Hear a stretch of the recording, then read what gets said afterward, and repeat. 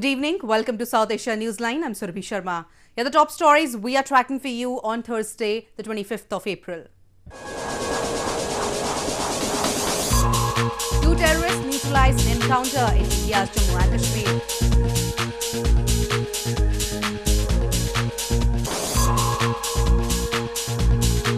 Afghanistan's Chief Executive rejects President Ghani's invitation for Peace Jirga.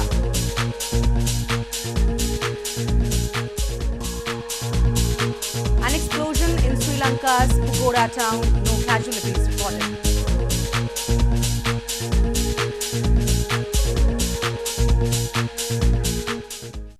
And now for all the details. Two terrorists were neutralized in an encounter by security forces in Anantnag district of India's northern Jammu and Kashmir province on Thursday.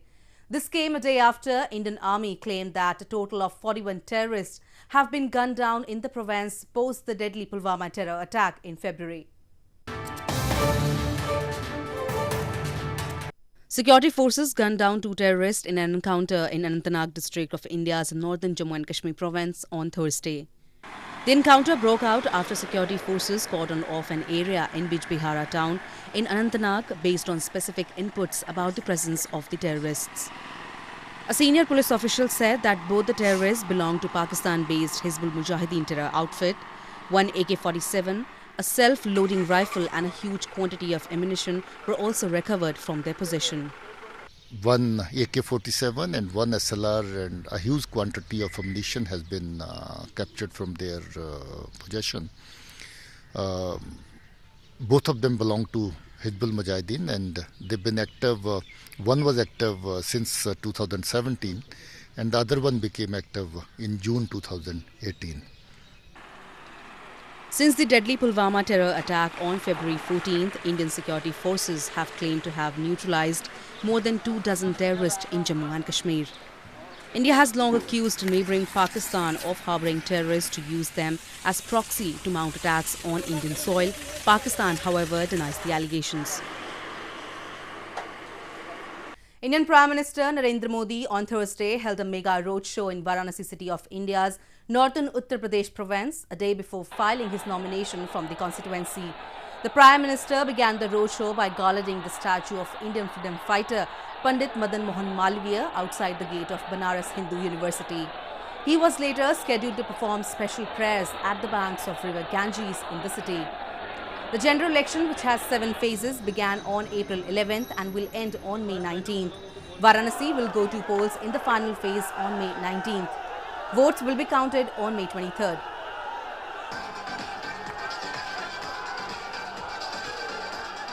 Transgender people in Pakistan's Sindh province would now be able to serve as regular duty police officers.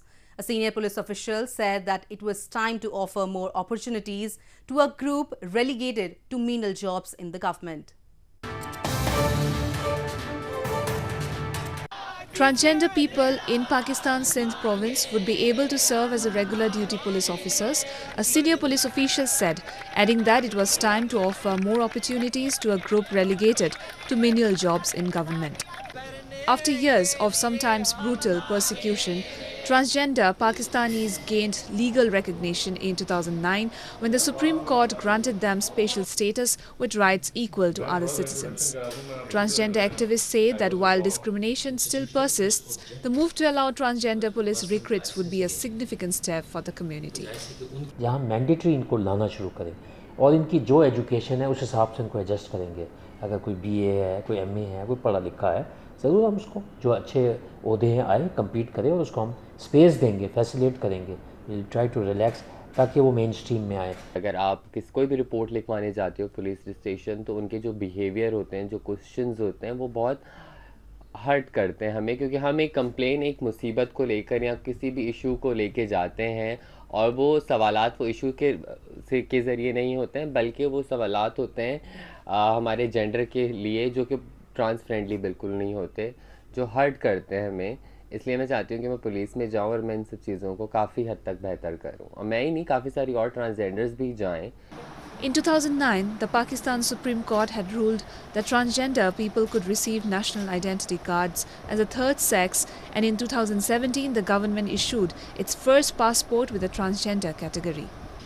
while some transgender people have achieved celebrity status as news anchors or fashion models, entry into the police force would be a major development for the community. In news from Afghanistan, Afghanistan's Chief Executive Abdullah is firm on his decision of boycotting the Grand Consultative Jirga for Peace, his office has confirmed. According to Abdullah's office, a team was sent by President Ashraf Ghani to discuss his presence in the traditional assembly, but Abdullah refused to meet the delegation.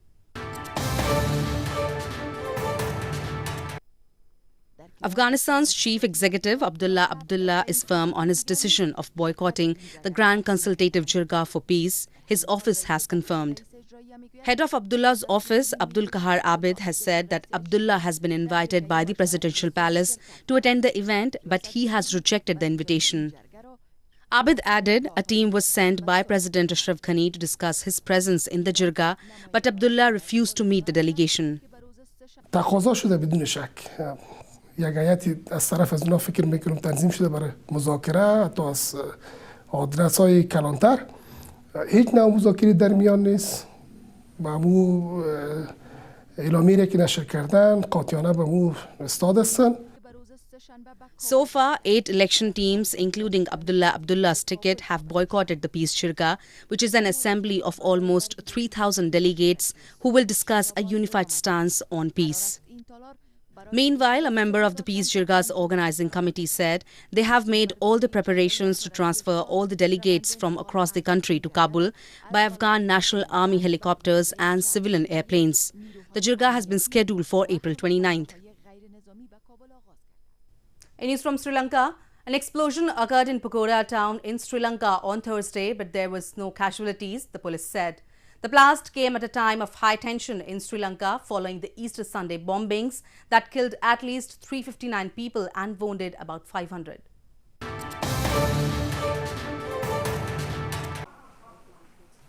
An explosion occurred in a town east of the Sri Lankan capital, Colombo, on Thursday, but there were no casualties, a police spokesperson said. The police said it was investigating the blast on an empty land behind a magistrate's court in Pugoda, nearly 25 miles from capital Colombo.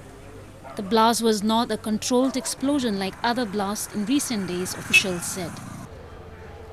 Meanwhile, residents living near the bombed St. Anthony's Shrine in capital Colombo said on Thursday that they are living in fear after the coordinated series of blasts targeting churches and hotels on Easter Sunday killed 359 people. Amid continued heavy security, residents went about their daily lives, but many shops remain closed near the explosion site.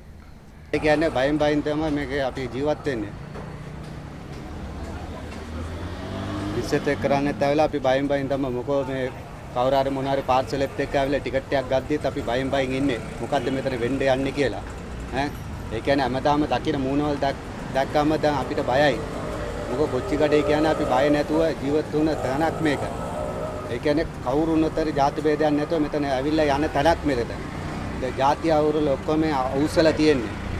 The Easter Sunday's bombings shattered the relative calm that has existed in Buddhist majority Sri Lanka since the civil war ended 10 years ago against mostly Hindu, ethnic Tamil separatists and raised fears of a return to sectarian violence. In news from Nepal, a housing project for 2015 earthquake victims in Nepal is in full swing. The project in the Himalayan nation is backed by Indian government, under which houses are being rebuilt. The housing project backed by the Indian government for earthquake victims in Nepal is in full swing. 4 years after a massive earthquake struck impoverished Nepal, killing nearly 9,000 people and disrupting the lives of more than 8 million people, the Himalayan nation is now showing signs of recovery.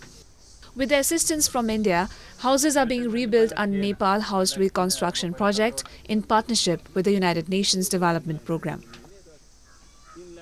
It is possible because we uses the salvage material from his old houses, which doesn't require any cost. Secondly, we uses the salvage wood, and thirdly, we seek help from the community, and we conduct certain trainings here in this house, which reduces the cost. Buildings including houses, heritage sites, schools and health posts were left in ruins, water supply systems were snapped and hydropower plants were left devastated after the natural disaster. In some areas, entire settlements were swept away by landslides and avalanches triggered by the 7.8 magnitude quake. The Indian government had committed $1 billion post-earthquake reconstruction package for the Himalayan nation. Australians on Thursday observed Anzac Day to remember the fallen soldiers in the service of the country. Australian Consul General to Kolkata, Andrew Ford, laid wreath on their war memorial in India's eastern Kolkata city.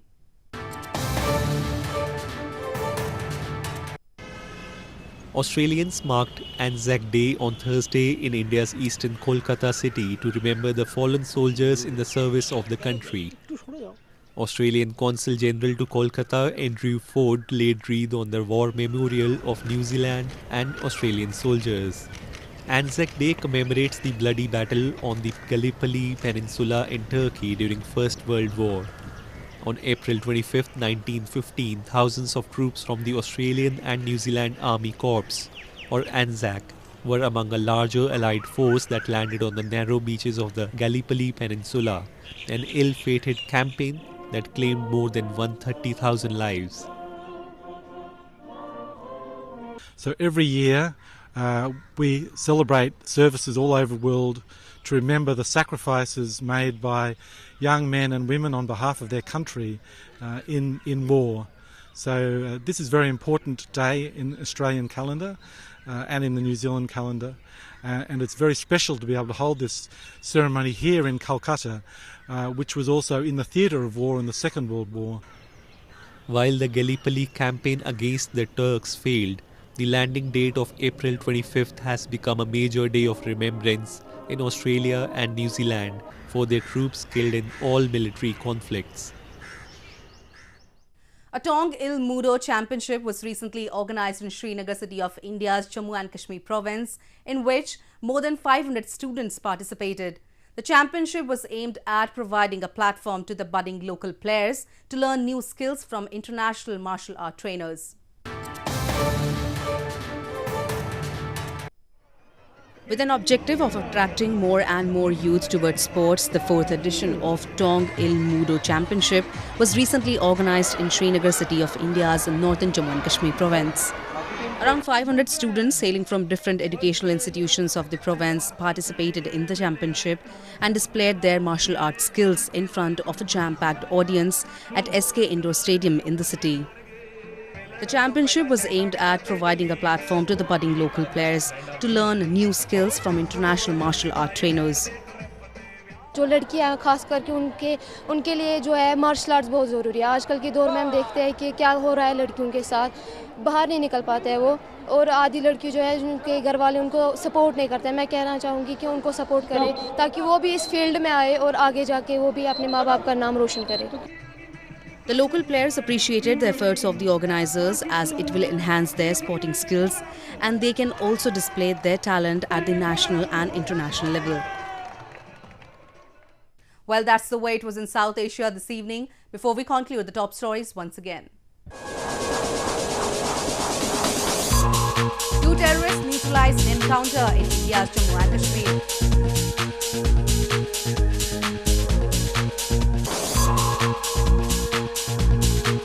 Afghanistan's Chief Executive rejects President Ghani's invitation for Peace Jirga.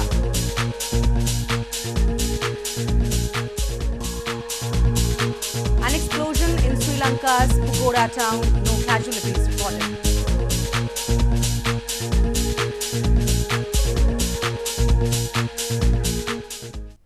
Now our viewers can watch the show on SouthAsiaNewsline.com. You can also visit us on Facebook.com/SAsia Newsline and follow us on Twitter @SAsia Newsline.